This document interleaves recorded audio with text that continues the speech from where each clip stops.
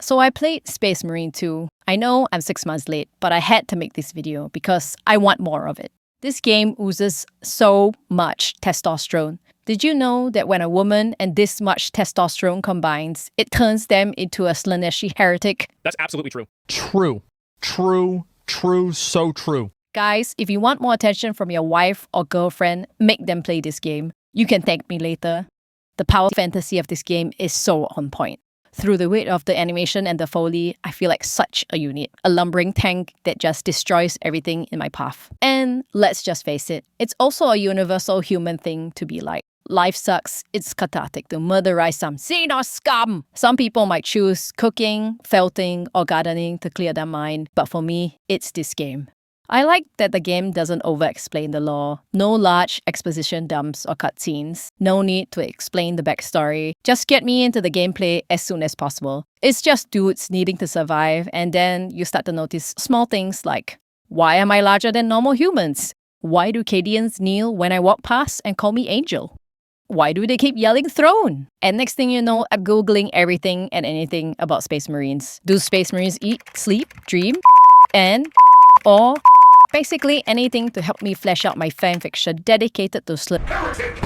I really miss the show Don't Tell world building to see and explore at your own will and makes you curious. It invites you to take the initiative, and if you aren't interested, that's okay as well. The set pieces in this game are just so pretty. It depicts scale and a fleshed out world that tells me there's more out there to explore. Even the battle batch, the main hub area, was so detailed that it led me to discover how delicious the flavor text in this game is. And I'm not talking about Gadriel's weird obsession with smell. I'm talking about the NPCs talking about cleaning a Space Marine's armor, the tech priest literally having a stand-up meeting, or Space Marines discussing bolters. That rings of sentimentality, brother. And sure, I don't know all the names of the units and the horrors that come with it from the lore, but it sure is cool as hell to see a robot thing chuck a statue at the dragon thing, which I now know is called a dreadnought and a helldrake.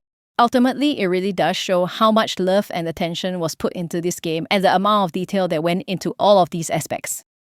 Gameplay and world building aside, I personally love appealing characters. And as the minority of the female species, I am sorely needing more stoic, heroic, buff male characters. It's a fucking desert out there for girls like me, and I'm drowning in the BTS, pretty face, skinny anime boy stereotype. I like my gruff, scarred man because I know I can fix him.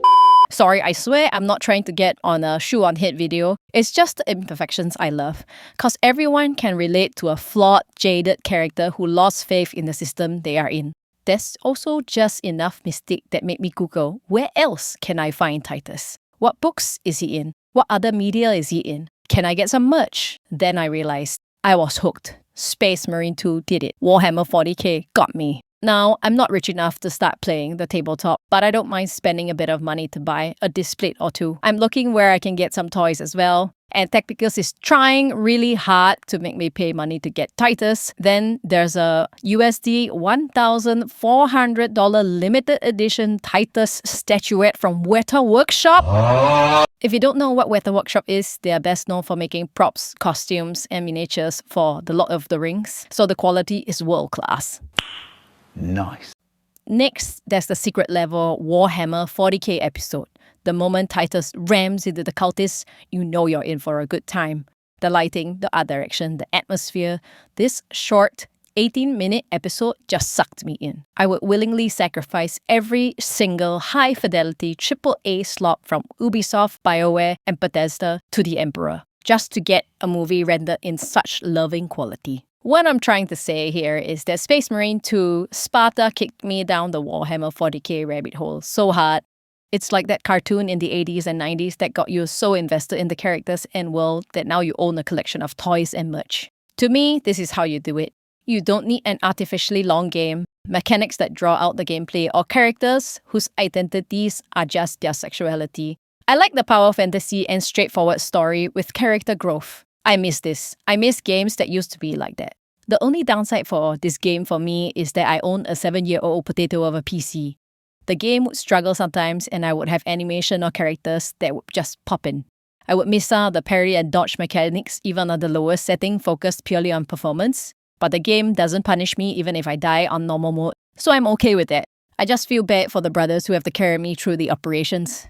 Anyways, mission accomplished, Ultramarines. I really look forward to when Space Marine 3 marches forth from a crag.